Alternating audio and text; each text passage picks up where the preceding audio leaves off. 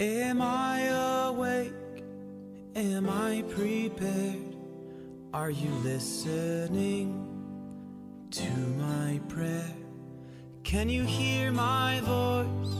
Can you understand? Am I awake? Am I prepared?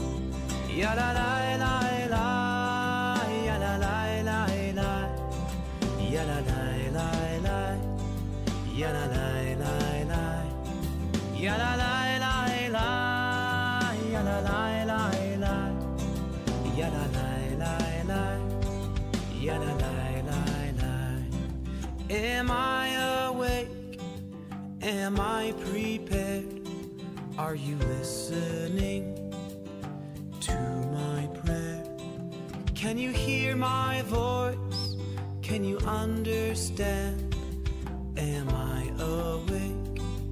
Am I prepared? Ya la la la la, ya la la la la, ya la la la la, ya la la la la, ya la la la la, ya la la la la, ya la la la la, ya la la la la. Barechu et Adonai HaMevorach. Baruch Adonai HaMevorach Le'olam va'ed, Le'olam va'ed. Ya la la la la, ya la la la la, ya la la la la, ya la la la la, ya la la la la, ya la la la la, ya la la la la, ya la la la la, ya la la la la, ya la la la la, ya la la la la, ya la la la la, ya la la la la, ya la la la la, ya la la la la, ya la la la la.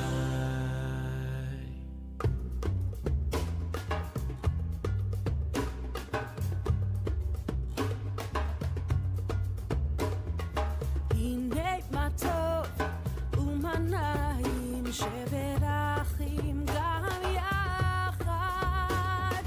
הנה מה טוב ומנעים שברחים גם יחד. הנה מה טוב ומנעים שברחים גם יחד. הנה מה טוב ומנעים שברחים גם יחד. How good it is, how sweet it is, to be together on this day. How good it is, how sweet it is, to be together on this day. הנה מה טוב ומנעים שברחים גם יחד. הנה מה טוב ומנעים שברחים גם יחד. שלום עליכם, סלאם עליכום. שלום עליכם, סלאם עליכום. שלום עליכם, סלאם עליכום. שלום עליכם, סלאם עליכום.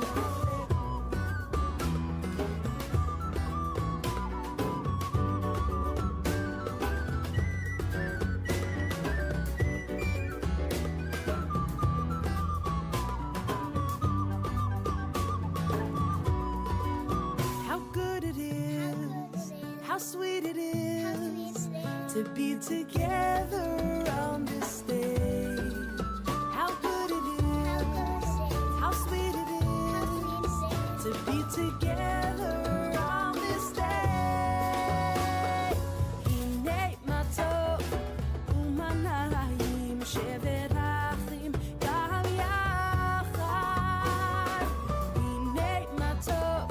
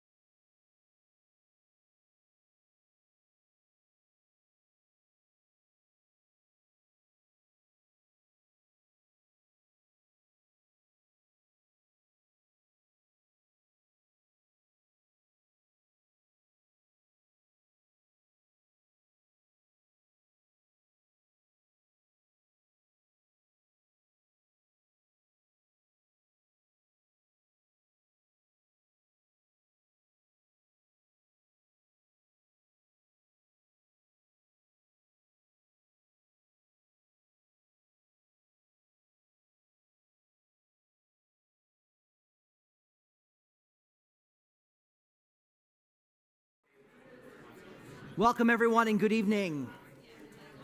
Welcome, everyone, and good evening. We'll ask that you find your seats if you haven't already.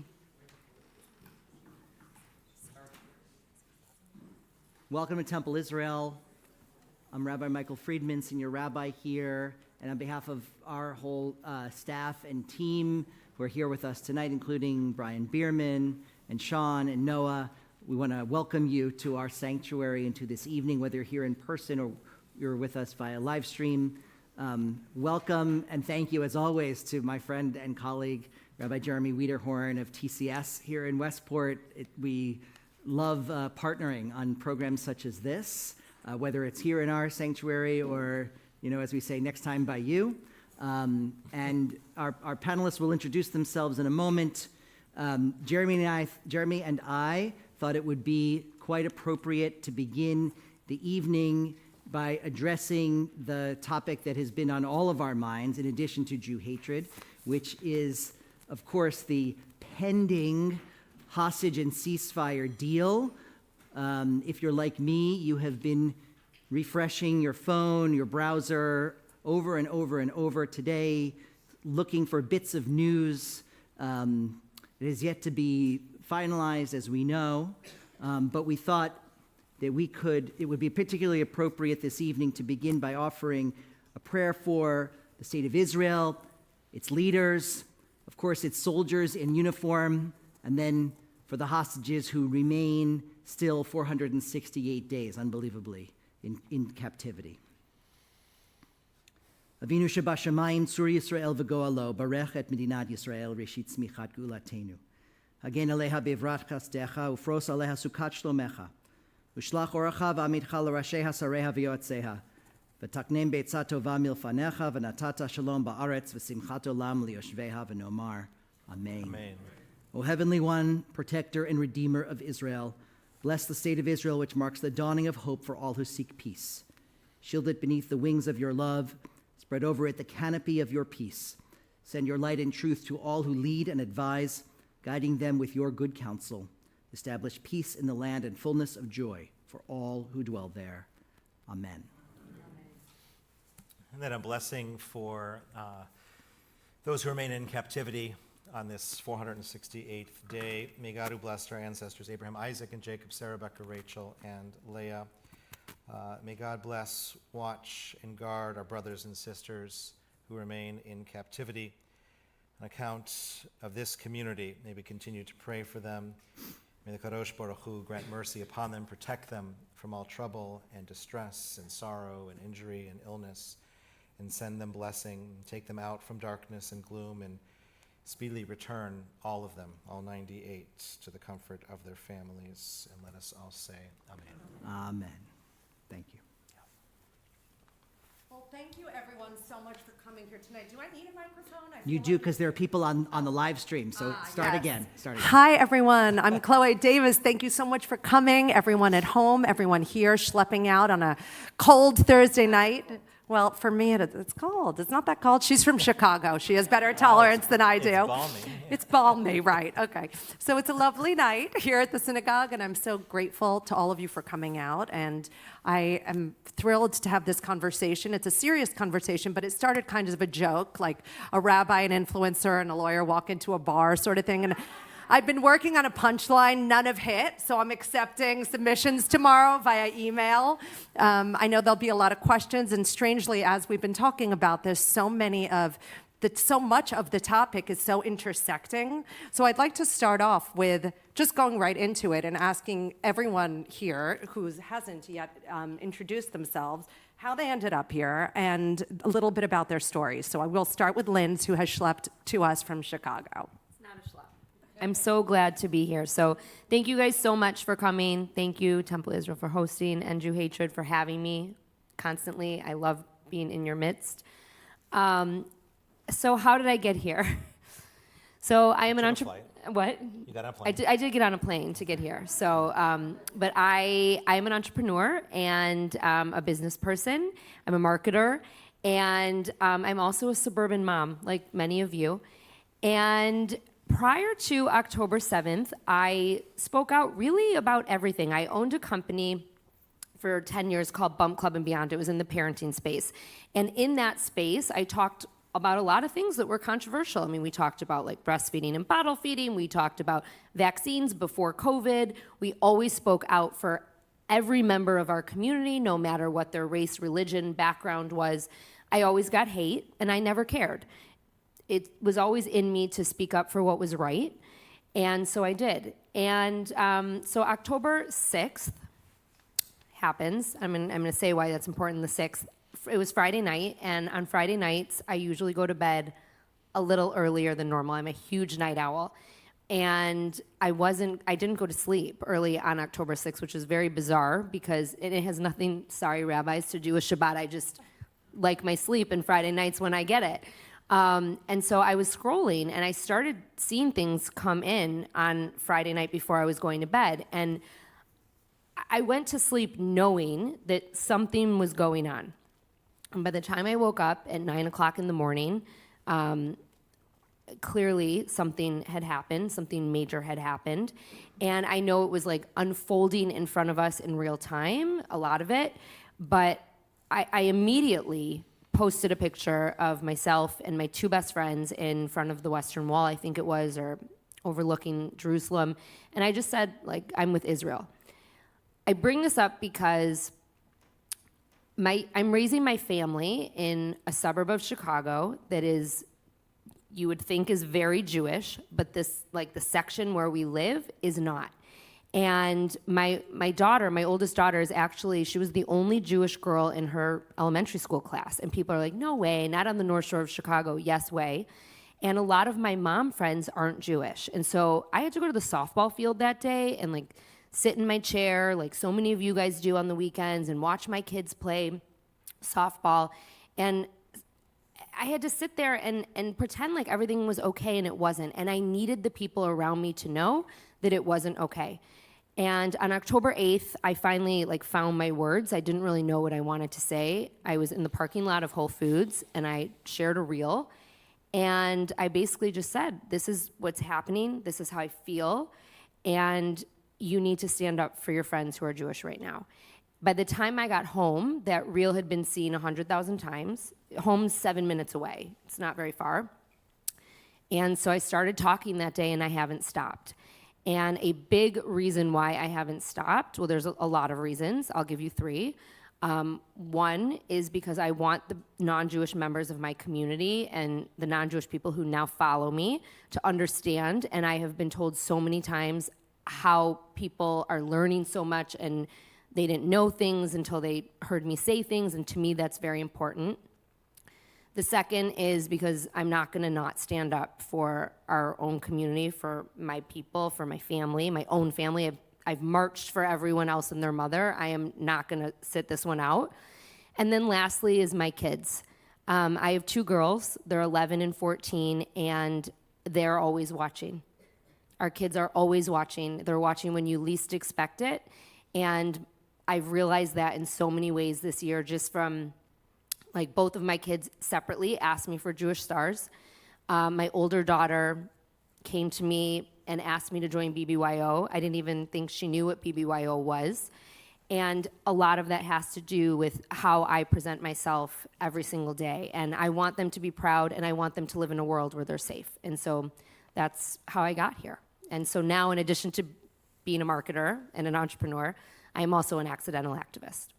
I'm going to follow that up with one question, just knowing you as well as I do. First of all, she is an indefatigable tzedekah. She has posted all day, every day, all night, every night, has fought vigilantly side by side with all of the organizations. So we're just so in awe of you, Lindsay, and really honored to work alongside you. But I wanted you to share a little bit about some of the backlash that you've gotten, because I know there's been a lot of hate that has come your way beyond just the typical, nastiness of calling us baby killers. I know some things recently and some scary things that have happened, so I'd like you to share about that. Is there anything in particular? Well, no, I mean, just some of the Miss Rachel story. Okay. There's been some things. So, I mean, there's obviously I get comments all day in my DMs every day, like, Hitler didn't finish his job and get back in the oven and stuff like that, a lot. And I know now a lot of it is bots, and I let it roll off my back. You have to. I will say that, like, I was giving a keynote once in Detroit, and my parents were there, and it was the first time my parents had seen me speak in this capacity. And I have a slide that has like 100 comments of like horrible things people have said to me. And I paused, and there were like 150 people there, and I looked at my mom and I said, please cover your eyes. Because I just didn't want her to see, like, I can handle it, but like my mom is a different generation, right? So that we have that hate. But then there's also the hate that's internal. And if you think that I don't get hate from Jewish people, you are wrong. I don't have a problem calling people out. If I see anti-Semitism, whether it's overt or whether it's under the radar, and a lot of it is under the radar, or if I see people within our community who are allowing anti-Semitism to exist and not say things, I have no problem saying it. I don't care what Hollywood thinks. I'm never going to be in Hollywood. I don't care what the publishing houses think. Actually, I called out Condé Nast in like a very, very big way early on, and I sat next to the CEO at lunch yesterday. But that's what He didn't know it was me, but like, and he was sitting next to me. So I was like, oh, I know who that is. It's Roger Lynch. So, and I've called him out. But the worst part really is when the members of the Jewish community call, like, all of a sudden it's okay for them to turn their heads when someone they know is called out for doing wrong. And so recently, like, I called out some people in Hollywood for Miss Rachel, for Miss Rachel is for those of you who don't know, is a very annoying, horrible YouTube sensation that landed a Netflix deal this week, and she only talks about Gazan children. She says she's for all children, but she only shares stuff from Gaza. And her agent's Jewish. She lives in New York. And I called out CAA, and CAA had a very big problem with it. And I was like, you can't have like summits on anti-Semitism one day and then allow your representation to represent someone who is being anti-Semitic and spreading misinformation the next.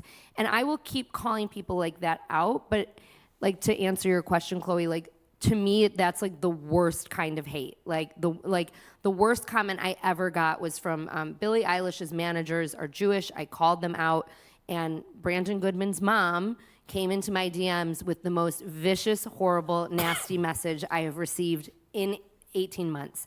And I'm sure it's because I called her son out. But I don't care. I don't care. You don't get a pass because you're Billie Eilish's manager. Like, so that's really the hate that I have faced, and I think that's like the worst backlash, because then people like talk about me, but I don't care. It doesn't matter. But it's worse than like the bots that come into my DMs. Well, and it's the critical piece of grassroots activism, which we talk about so regularly at NJU Hatred. Yes, we have this impact litigation piece, which I'm really excited for Gerard to tell you all about now, but also that grassroots activism piece of calling people out. And people watch when we have rallies and only 40 people show up, right? Because the other side has this gargantuan swell of support. But when we don't stand up for ourselves as a civil rights movement, the first and only civil rights movement for the Jewish people, it doesn't look great. So we really want to talk more about engaging community, but I want Gerard to tell his background, his story, how he got here, and to give everybody a little starter on the Lawfare Project. Sure. Well, thank you so much, and thank you all for coming.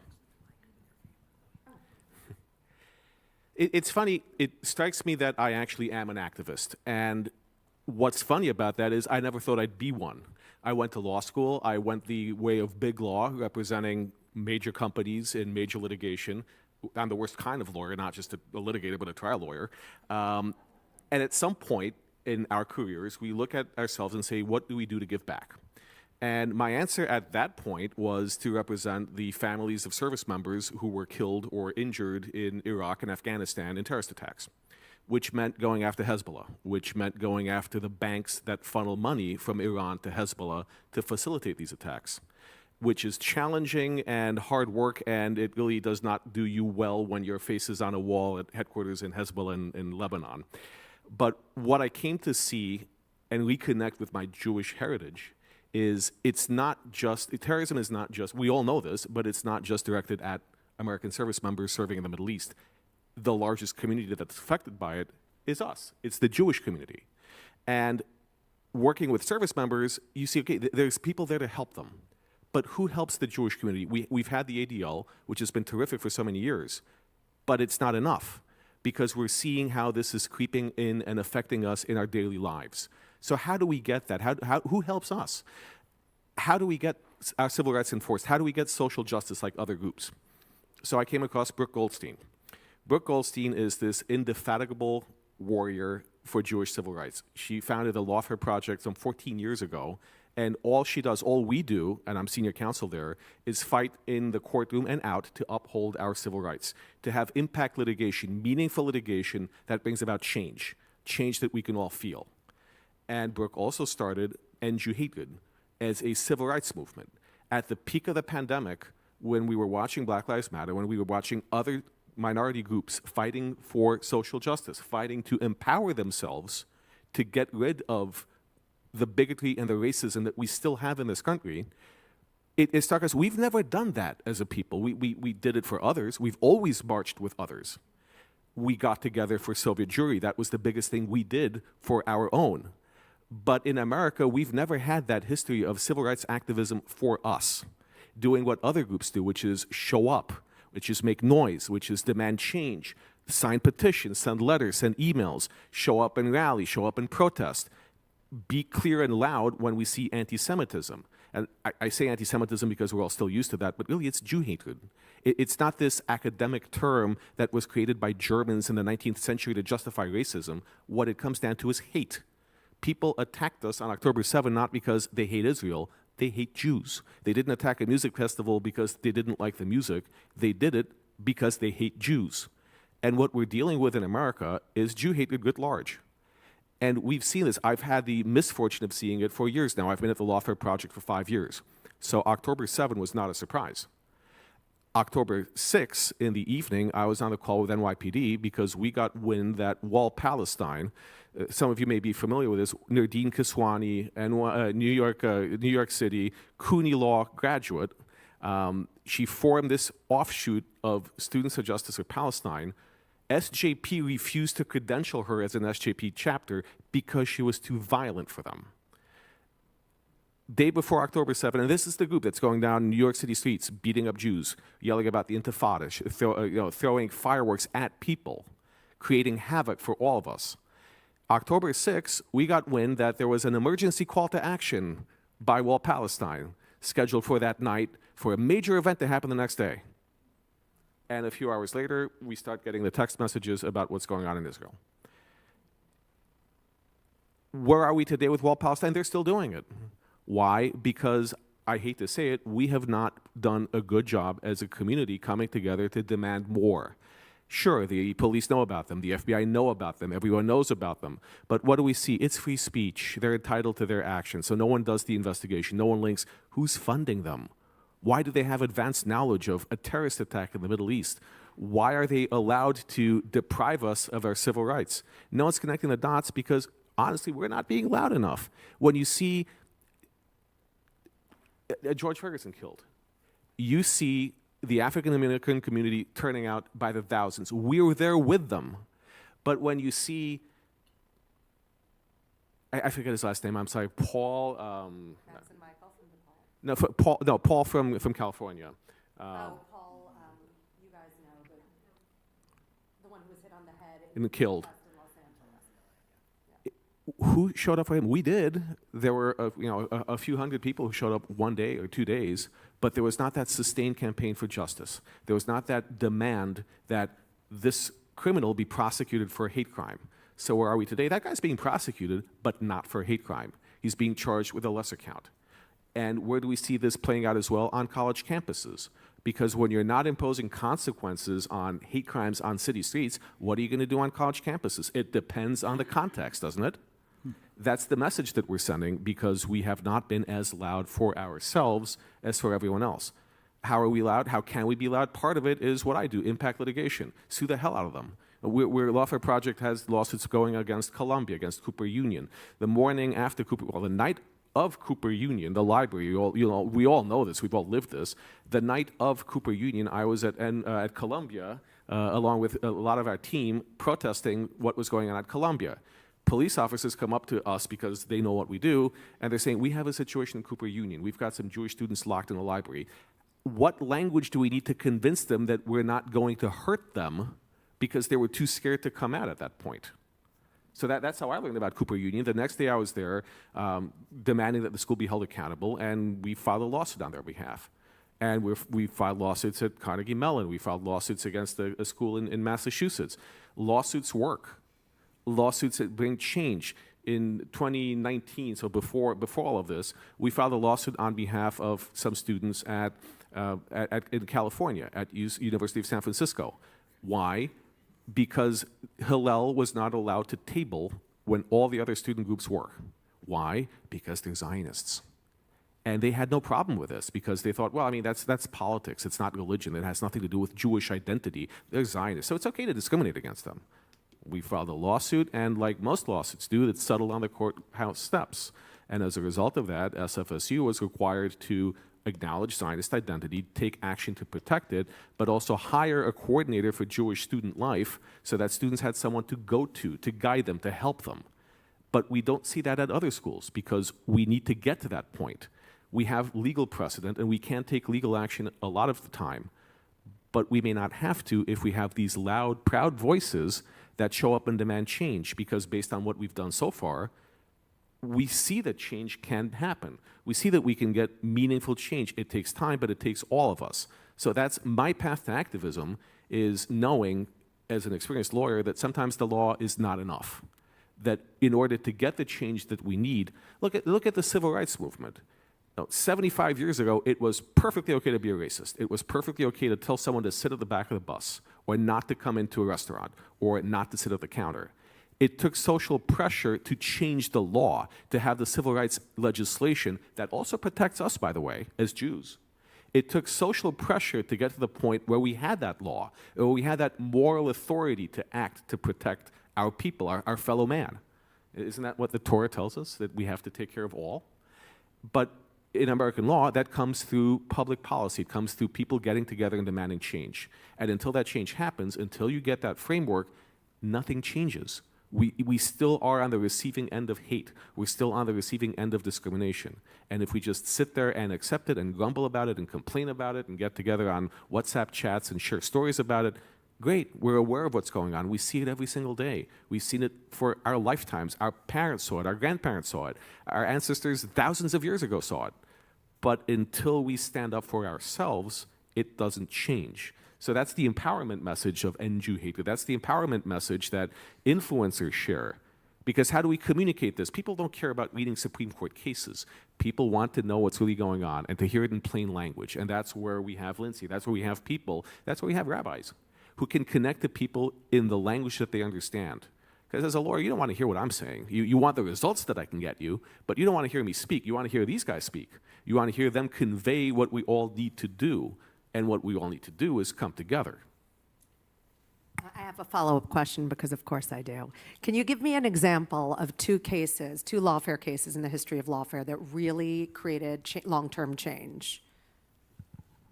Well, one example is San Francisco State, and that's long-term change. It's I hate to say it, it's hard to assess because then we had the pandemic, and then we had all the craziness that's happened in the last year. But we have seen changes because from that one lawsuit, everyone here remember Rose Rich? She was the student body president at USC in California. So in 2020, she was kicked out of student government, forced out of student government because she dared be a Zionist, and she dared be a proud Zionist. And there was no support for her. That was the very first rally, by the way, that End Jew Hatred held in California in front of Rick Caruso's grove. Why Rick Caruso? Because he was the chair of trustees. He was the person who could actually make change.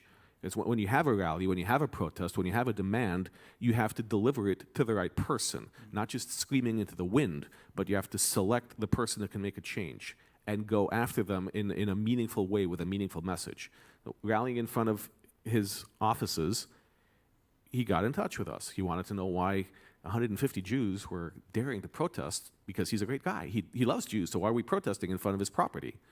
And when he heard the story, he put us in contact with Carol Folt, the president of USC, who also put us in contact with the Shoah Foundation, Hillel, and other groups on campus. And as a result of many meetings, and yes, even the threat of a protest outside her house, she issued a statement that said that Zionist identity was to be respected. Why is this important? Because this last year, they had a valedictorian who hates Jews. We saw that all over her social media profile. And then they were wanting her to speak. And I hate to say it, we know what she was going to say. We saw it all over her social media. So we called up the school and pointed out, look, you made this statement, you made this commitment to protect Zionist identity. So how dare you now invite someone who hates Zionists and are giving her a microphone to speak? So they didn't. They had her as valedictorian, but they said, you're not going to speak. They did the right thing.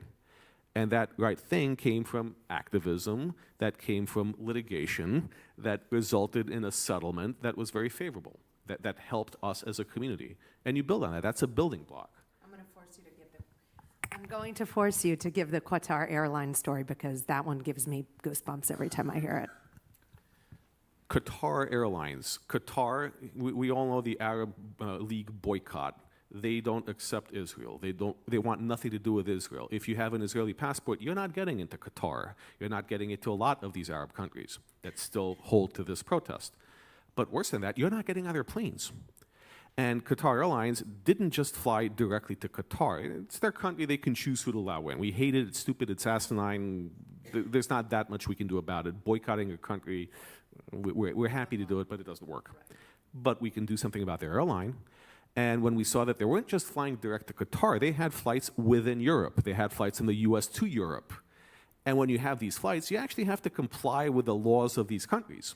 And these laws say you cannot discriminate on people, not against Jews, not on the basis of national origin. So when you're saying you're not going to accept a Jew with an Israeli passport from New York to London, that's a lawsuit, and that's a lawsuit you're going to win. And when you file that action, they basically didn't even want to defend it. They gave up their routes. They stopped flying internally in Europe. They stopped flying between the US and Europe. And these are not money-making in terms of passengers, but they are in terms of cargo. These airline routes are money. They're valuable. And they gave that up simply because they didn't want to go into court and lose and be told, you have to fly Jews with Israeli passports.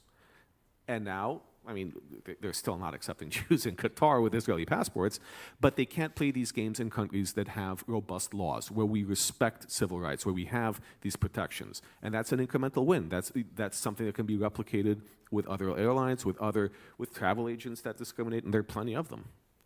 Can I ask a question? Is it okay for me to jump in? Yeah, I'm just curious about this whole movement, and I'm still learning as well. So I think this work is amazing. It's great, and but my question is though, and it's really, really important. But when you call out folks, or when you file lawsuits, right? Have you ever found that someone who hates Jews changes their mind? That they no longer hate Jews anymore? In some cases, Just use the microphone. There should be two, Mike. I don't know where the other. Oh, Chloe, it's next to you. There we go. In some cases we have, but it's not the full victory. For example, you have, if you have hate in your heart, it's not something that you change overnight. Right. But when you are an employer and you have someone who practices hate in the workforce and you've ignored it and you've let it slide for years, then you see, well, wait a second, this is wrong. It's both morally wrong, what's being pointed out to us, and there's also this threat of litigation. I'm not sure which forces their hand, but they start to wake up. The ones who don't actively hate but allow it, that tolerate it, that don't speak up, that allow a racist employee, they're the ones who start seeing the light and changing their behavior. So in that way, we do see actual change. See change in behavior, right? We don't know what's really going on necessarily inside. Right? Yeah. I mean, we know it's the oldest hate of all time, right? And I'm just curious, if it's realistic to expect to end Jewish hate, and why we choose that hashtag, end Jewish hate, and why, because I can understand stand up against Jewish hate or fight against Jewish hate, but why end Jewish hate? And is that really, even a goal? Is that, yeah. Push up. There you go. I want to answer the first part of the question first. So I find that a lot of what I respond to, like, yes, there are people who hate Jews. There's a ton of Jewish hate. But I also find there's 20 times more ignorance. And oftentimes what I share is more educational to say, like, actually, if you share something like this, do you know that you're spreading Jewish hate? And there are a lot of times that people don't. And people come into my DMs all the time and they'll ask me. I had someone the other day, she said, I have a colleague, I'm a doctor, and she actually has Jewish family members, and she wears watermelon earrings. And do you think I should say something? Like, she said to me, do you think I should say something? And she said, and if so, like, what do you think I should say? And I said, do you think she hates Jews? And she said, no. And I said, I definitely think you should say something, because it's not just ending Jewish hate, but it's also getting people to understand that, like, what they're doing, wearing, saying is contributing to Jewish hate, and they might not know that. Right, that makes sense to me. I get that. So, But I'm talking about those people that really do, you know, the civil rights movement didn't talk, like, they weren't really trying to end racism. The people that are still racist today, right? Sure. You're talking about getting equal rights and making sure that laws can't discriminate against and things like that, right? But it wasn't, I don't think the goal was really to eliminate racism. I mean, it would be nice, but that's just not realistic. The law wasn't. I think the social justice movement is aimed at that, and I think it is having effect. Not just the law, but look at it this way. Does everyone here? I use this all the time. You're gonna hate me for saying this. Die Hard 3. Bruce Willis. Yeah. In New York City, back in New York, the brother of the terrorist he killed in Die Hard 1 wants revenge. So he says there's a bomb and it's going to blow up unless you go into Harlem naked, except for a sign that says, I hate the N-word. First of all, that's legal. It's immoral and it's disgusting, but it's legal. You can hate someone. You're taught hate. You're not born with it. That was okay to show on TV in the, 1990s, 1980s? I don't even remember. You don't show that scene on TV now. You've changed the N-word into something else. Why? Because with social justice movements, we've seen it's unacceptable. That doesn't mean that there aren't people who still hate, but you drive it into the dark, you drive it into the places where you can't practice it. And when you can't practice it, you are not teaching and indoctrinating the next generation. Today, we're accepting it. When I was growing up, if you saw two women holding hands, two men holding hands, you made a comment. You don't do that today. We've accepted it because that's the way society evolves, and people were vocal about it. You're not a racist these days because you didn't grow up with it. Our kids don't grow up thinking that there's any difference in races because we've taught it out of them. As a society, we've imposed consequences on that behavior. And when you drive it from people, it's not, can we ever end it? Honestly, probably not. But we can make it that it's so negligible that it's the same as for other minority groups, and for all minority groups, we want to improve it. Can we eradicate it completely? I don't think we can. That's the honest answer. Yeah. But it does, when you aim to eliminate it and you make it unacceptable to practice, you impose consequences, legal, social, moral, religious, then you're avoiding that position where you're teaching the next generation to hate. And that makes life better for all of us. Right. I see you're creating boundaries and taboos. You're making it taboo. It's funny, two rabbis, two different opinions. I actually think it's a wonderfully optimistic hashtag because anti-Semitism is the world's oldest hatred, right? And the idea that one day we could end Jew hatred is to me, it really does speak to the optimism, and I would say, I don't like the word optimism, the hope with which Jews view the world. And the necessity. Israel didn't go into Gaza saying, well, we're going to arrest the criminals. They're going to eliminate Hamas. It's that goal, it's that definitive, it's that we want the optimism of a world in which we are at peace, in which our identity is respected and valued. Right. You aim for the skies, even if you don't always get there. Right, but is it our responsibility to end Jewish hate? Well, I have a follow-up question then for you. Right. But do you want to answer that? But is that the responsibility is that the responsibility of the victims, right? We're the victims, right? So why is it our responsibility to end Jewish hate? I can stand. Why is our responsibility to stand up and to present, but to end it? Isn't that going to take the whole collective? Isn't that going to take everyone to work together to end it? It's not just the Jew. Yeah.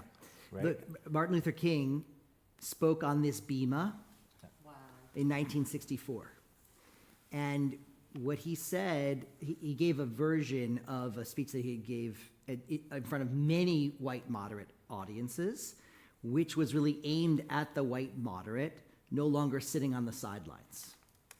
He knew that the success of the civil rights movement was predicated on the partnership of what he would have called the white moderate. And so, so to your point, is it our responsibility? Yes. Can we do it alone? No.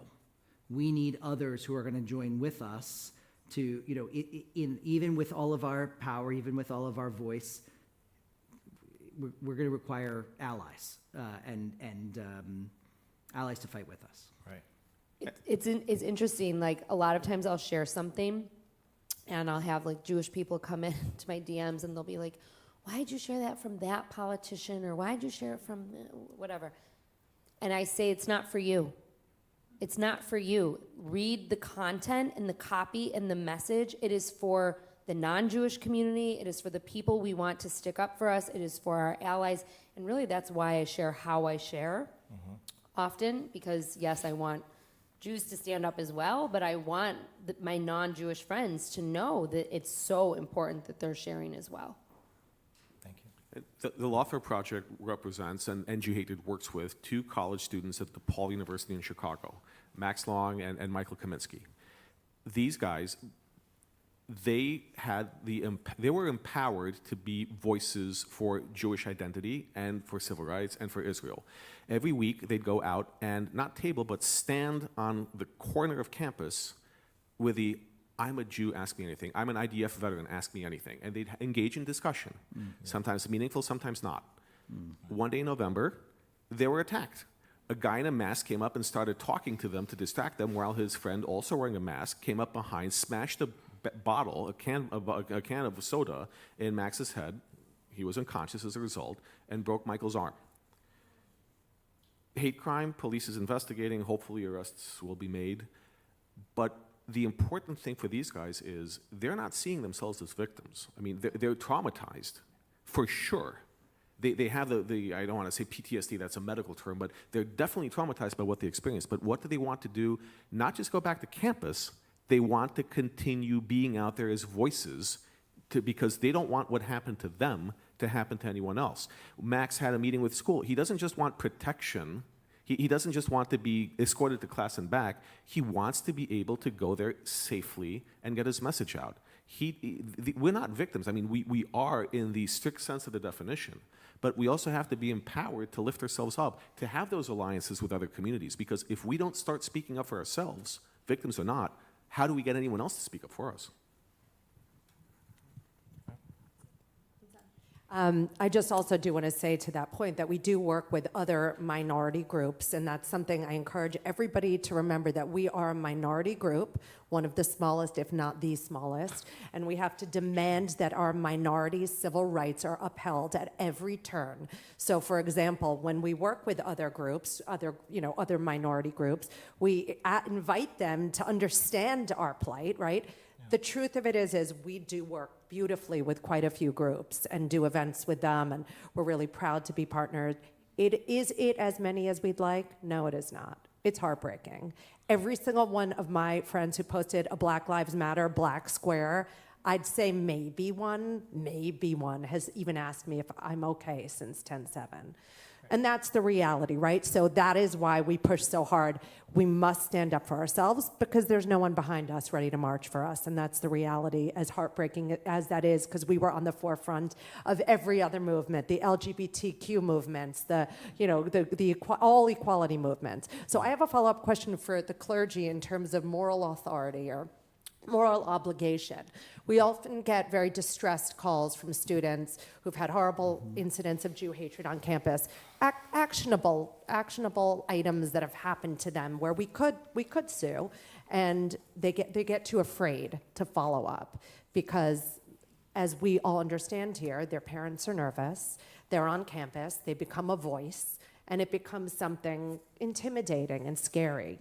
Do they have a moral obligation as Jews, or is there anything we can point to in the Torah in which they need to first care for self or care for community, or is there sort of conglomerate answer there? Well, I am a huge believer in Hillel's quote, "Im ein ani li mili." If I am not for myself, who's going to fight for me? To me, that's a core Jewish value, a core Jewish principle. The question I would ask, though, is what does it mean to be for myself? There are, thank God, quite a few people who are equipped to be a warrior for justice on social media or in the courtroom or on a stage like this. But not everybody is. And so what that acting for oneself, what shape it might take, what form it might take, there are a ton of different possibilities. What I would say is each of us has a responsibility. This is another Pirkei Avot quote, not to do nothing. Okay? V'lo ata ben chorin libatel mimena. None of us is free to refrain or remove ourselves from the work. So collectively, are we obligated? Absolutely. Collectively as a community, because no one else is going to fight for us. We know that. No one else is going to fight for us. What role it might take for a particular college student on a particular campus in a particular situation can vary widely. A conversation with roommates, bringing something to administration anonymously, standing up on the street corner wearing a placard saying, I served in the IDF, I'm a Jew, ask me anything. There could be a whole range of, there could be a wide range, but I would say we're obligated not to do nothing. Along those lines, I'll take the text that Rabbi Friedman took and say, the next part of Hillel's phrase, of course, is not just if I'm not for myself, who am I? But the next sentence also says, but if I'm only for myself, what am I? That we have to also be for those. We have to look out for everybody else as well. Right. The other quote from Devarim that speaks to me is Lo tuchal litalem, that you can't be indifferent, that no matter what, we have to actually take a stand of some sort.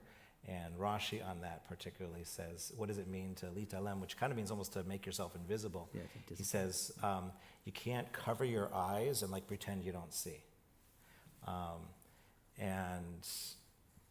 So when faced with that, as Rabbi Friedman said, there are maybe a variety of different ways in which you can respond, but it's not really an option to just hide our face and pretend like it doesn't exist. That said, there are certain students that are going to be much more comfortable and much more willing to to stand out with the placard in front of everyone. There's others that are going to be a little bit more hesitant, and I don't know that it's a moral obligation, a moral imperative, I think, is a loaded term.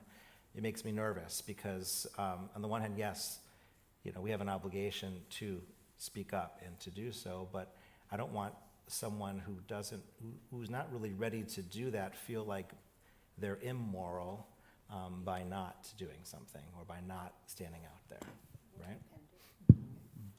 So that's a nice segue. So one of the things I'm asked a lot is, I don't have a big social media platform. What can I do? And there's a lot. There's a lot that you can do. And I mean, just to dovetail on what you said, everyone has a role. Every action you take, every petition you sign, every social media post you share, every single thing that you do has a role. Just this week, there was I'll say it was a terror conference outside of Toronto that was canceled. And it was canceled because people went bananas and wrote letters and stood up and shared and took action. And I will tell you, Toronto is a really tough market right now. It's one of the worst places in North America to be a Jew. But some of the things that you can do very, very easily, number one, make sure that you are amplifying the people who are on the front lines. Okay, make sure that you're liking, you're commenting, you're sharing. All those little actions help the social media algorithm, a space where we're losing, and they help our content to be seen by more people.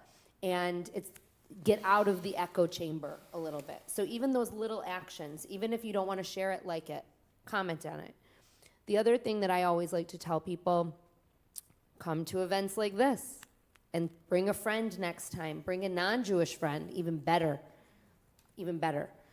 Another thing that you can do is, in addition to writing to your politicians or to retailers or to whoever saying you're not doing, you need to do, write to the people who are doing and say thank you. Because it goes a long, long way. I mean, like, I was, this was like not on my bingo card ever, but yesterday I was DMing with Ben Savage from Boy Meets World, and I realized I had never really said anything like this to him, even though we have exchanged, and I said to him, like, thank you so much for using your voice and speaking out in a space where no one is. I mean, no one in Hollywood is speaking out. And he fearlessly posts and gets a lot of hate every day. And I'm not just talking, though, about the Jewish community. Like, thank the non-Jews who are helping.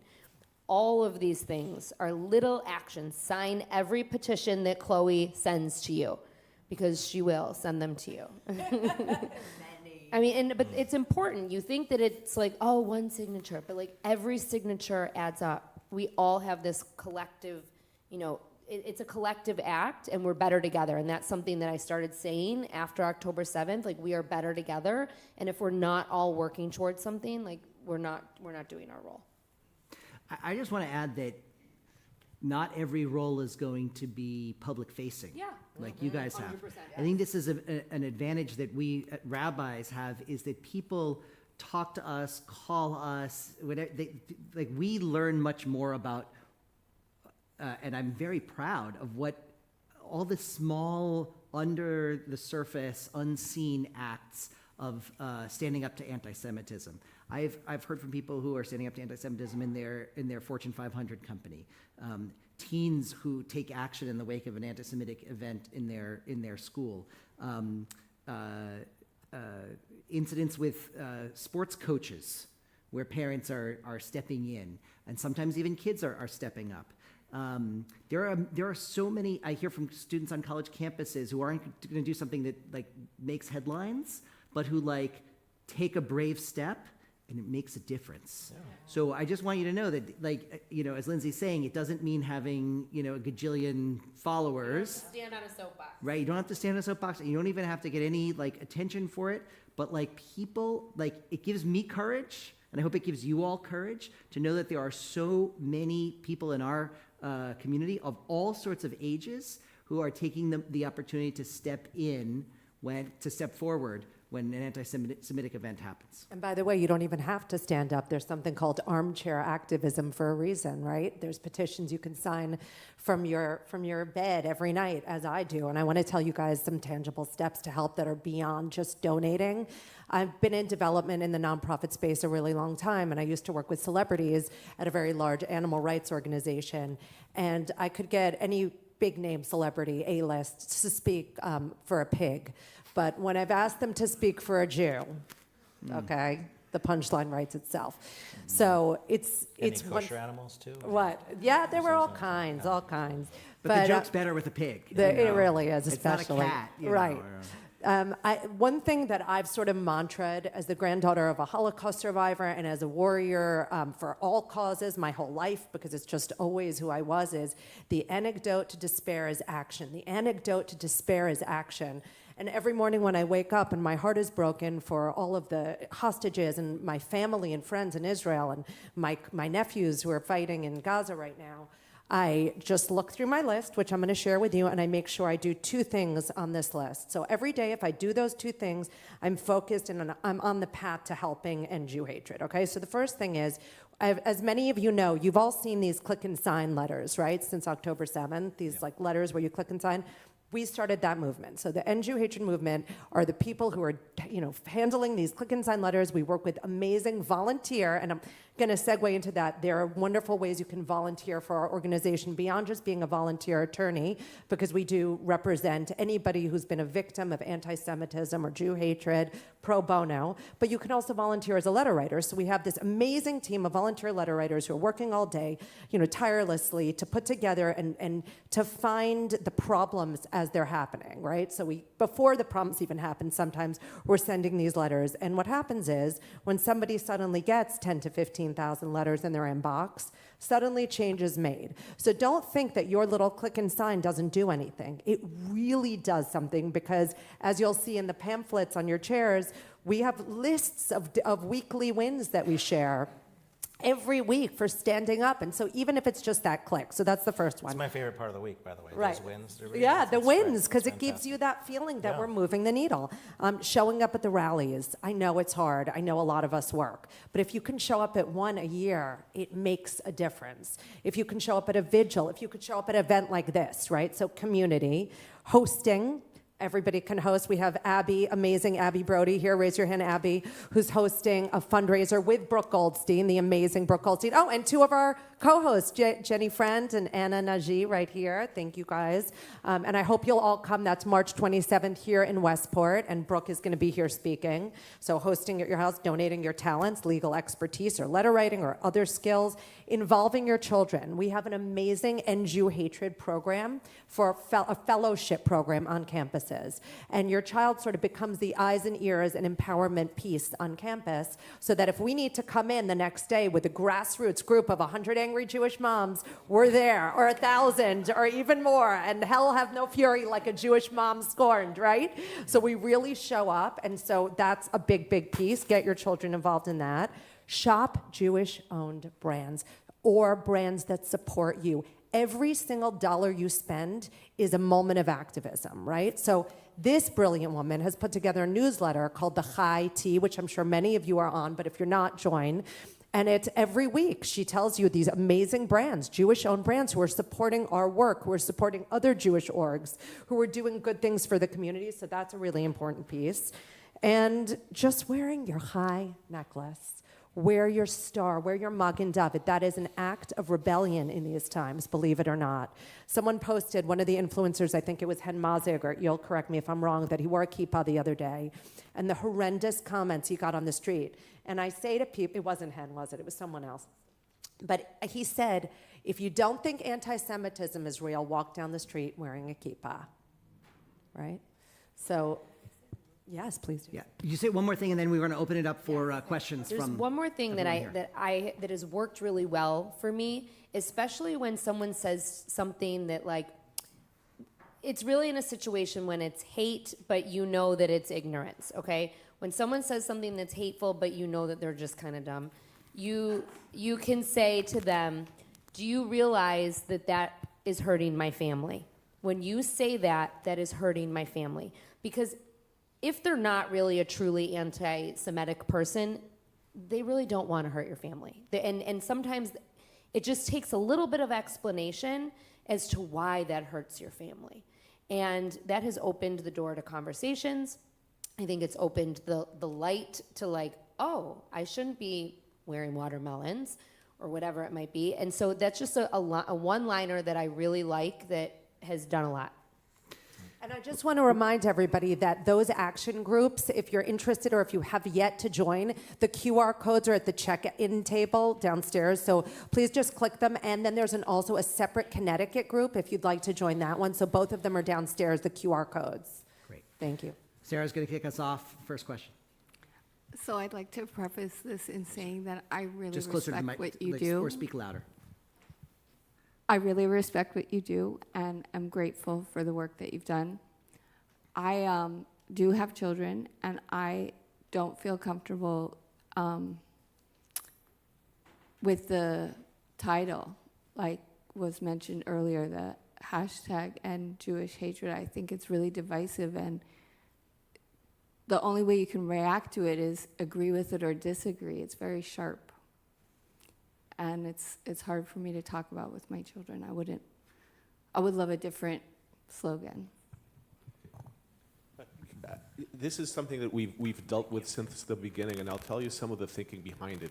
We don't want to pussyfoot around it. We don't want to be gentle. We want it to be in your face, because that's what Jew hatred is. It's not this polite thing. We're not going to win by having a polite title. When you call someone an anti-Semite, they don't really know what that means or what that feels like for us. And it includes other groups, by the way. And it includes other groups. But when you say that... Semite, right? Yeah.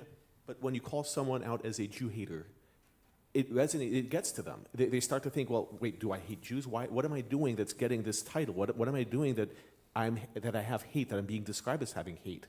It's not, no one wants to be a hater. No one wants that word. It's not a nice word. It's not a nice phrase, but what we're dealing with is not nice either. I totally understand the discomfort, especially with kids. I mean, my brother-in-law, they didn't have these conversations with their kids until they were 11, 12 years old, and even then they were gentle about it.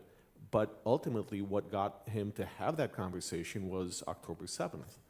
Because when you're seeing this on the street, we can only shelter ourselves for so long. They're going to experience it whether or not we want them to.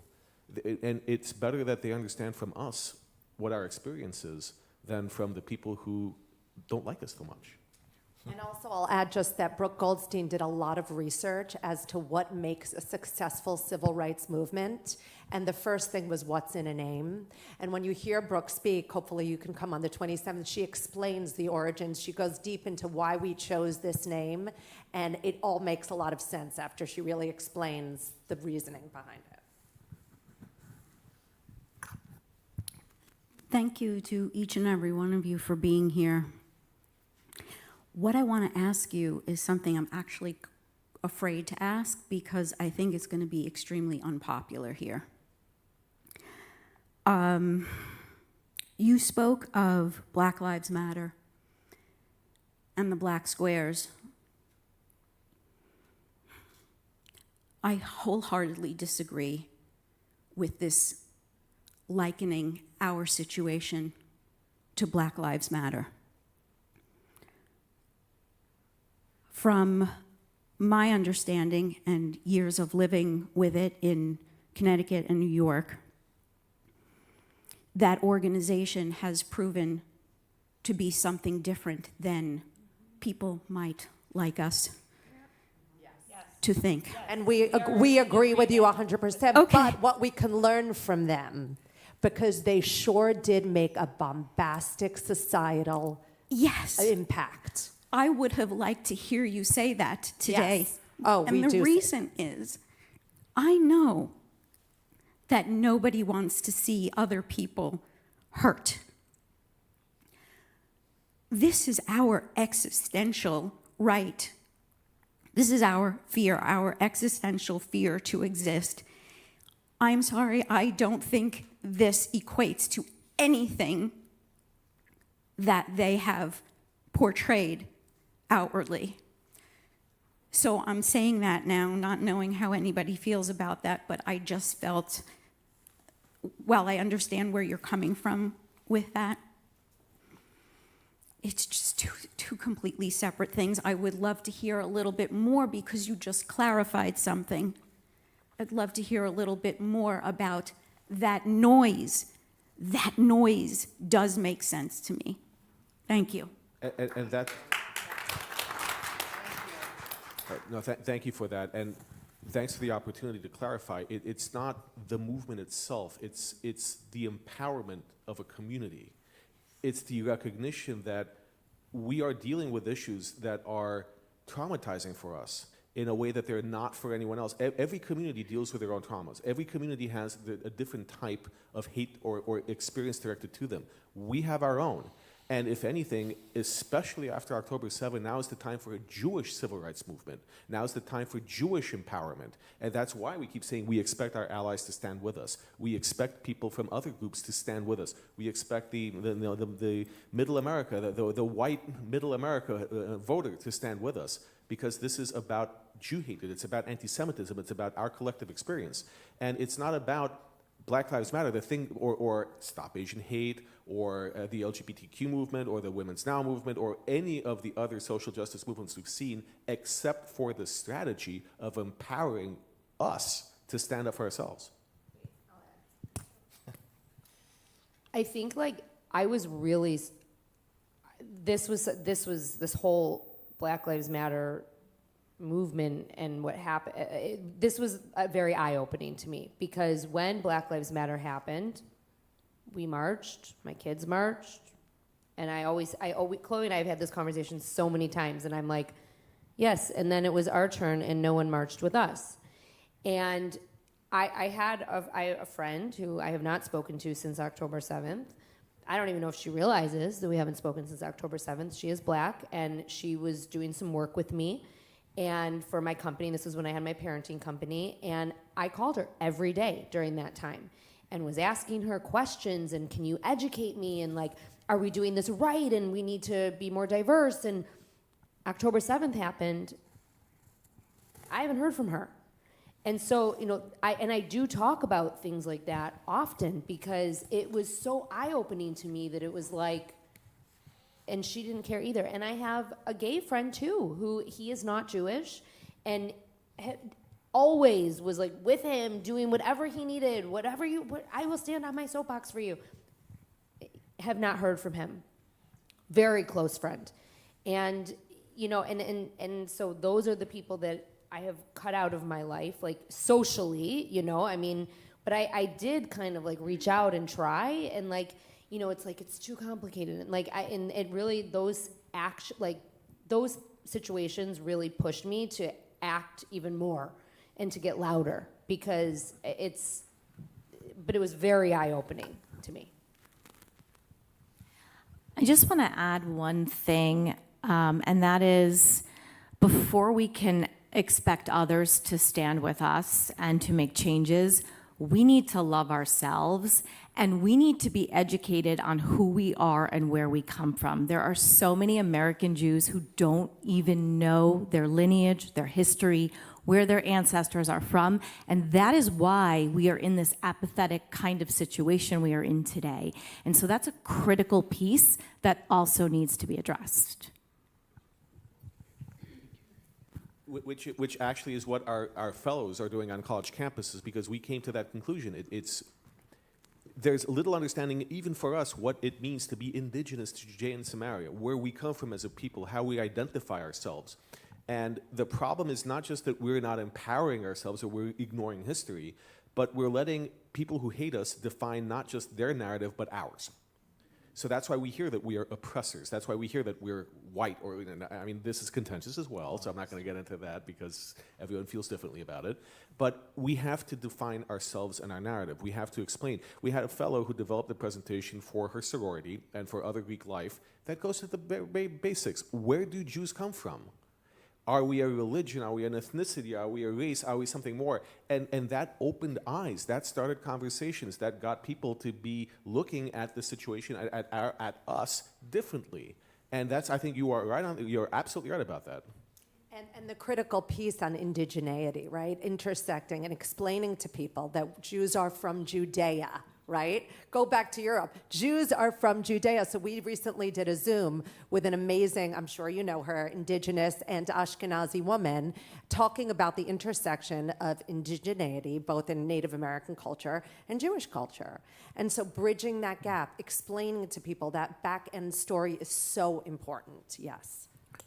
I think there, like just adding what she said, there is an educational issue. And what do you do when they say, "Oh, we hear you're the chosen people"? You know, that's a you know, something that's in our lineage. It's in our history that we're the chosen people. But it's a really twist of words, because we're chosen to be the leaders, which is why you said you stood up for your black friend and your gay friend. That is our plight. That is what God had given us, that we're supposed to be a light unto all nations. So we're the chosen people because we're chosen to lead. But when we lead these others and these minority groups and help them out, we get offended when they're not there for us. But like you said, the leaders are going to have to lead ourselves. Rabbi, do you want to take on the chosen people topic? I don't really want to take, but I I was do saying want to rabbi. say I was that saying rabbi. Something that I want to say really quickly though is, you know, a big part of, I talked about a big part of what I do is to educate non-Jewish people, but then the other part is to encourage the Jewish people to stand up, because so many are not. And so it's like, I look at people like posting their outfits of the day and their, you know, influencers and then non-influential people, you know, going about their life like nothing is wrong because they think that it just isn't going to impact them. And that's where we're wrong. And that it's like, I guess in terms of being the chosen people, we all need to be chosen. I mean, we all need to act like that. It can't be up to us. Svi is here. You guys have an influencer in the midst in Connecticut, and Dory. And like, I mean, you guys have people too, but like, it's like we all have to do our role. Right? Yeah. No, 100%. I would say on this topic, it's a question I get from time to time, and even in part of a very productive Muslim-Jewish dialogue here in Connecticut, was asked this question recently, and I said, first of all, chosen, absolutely. I would also hope that every single religious group, I believe that every single religious group believes it was chosen, and it has a special relationship with God that defined by its traditions, defined by its laws, defined by its rituals, just like ours is. Second, chosen, yes. Does it mean better? I don't think so. Unique, for sure. We have a unique destiny among the nations. We know our history, we know our present, and we have a vision for what our role is in the future. Again, just like every other religious and sometimes ethnic or national group has their own unique vision of themselves and their role in the world. So absolutely chosen, but not necessarily better. To me, it's unique.